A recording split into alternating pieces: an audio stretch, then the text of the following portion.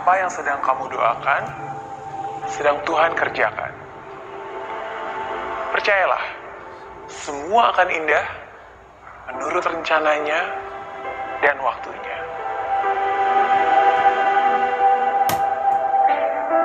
Setiap orang pernah mengalami masa sulit dalam hidupnya.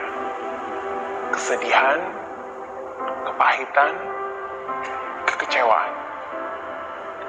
Kehilangan orang yang cintai, kesulitan keuangan, penyakit yang belum terobati. Difitnah, dihina, dikhianati. Saat dimana orang yang sudah kamu bantu, ternyata memanfaatkan kamu. Kalau kamu sedang melalui masa-masa sulit itu, saat ini juga saya ingin katakan kepada kamu, semua akan baik-baik saja. Ya, kamu akan baik-baik saja. Walaupun mungkin situasi kita berbeda, tapi saya pun pernah mengalami masa sulit itu. Kesedihan itu, kepahitan itu. Dan saya tahu rasanya. Saya tahu rasanya ketika pertama kali mendengar kabar buruk itu. Kaget, lalu tidak terima. Dalam lubuk hati kita masih berharap dan menolak untuk menerima apa yang terjadi.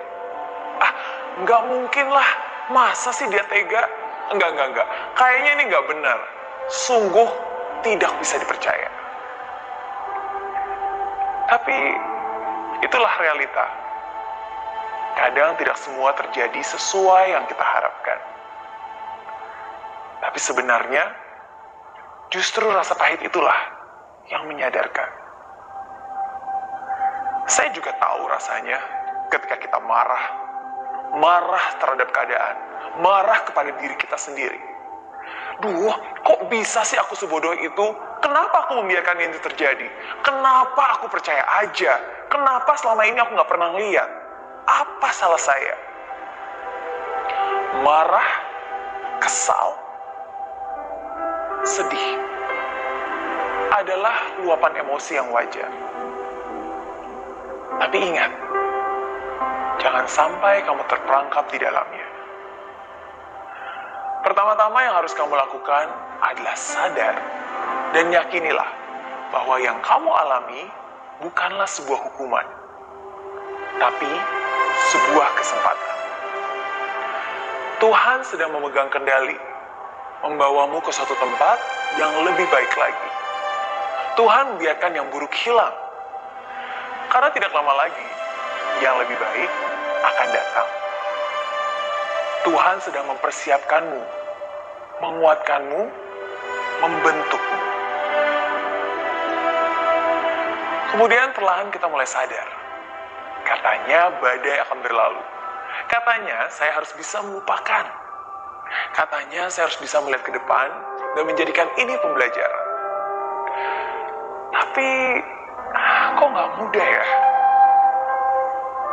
Memang tidak mudah. Namanya juga manusia.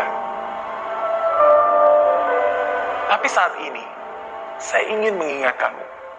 Sama seperti saya mengingatkan diri saya ketika saya mengalami masa sulit itu.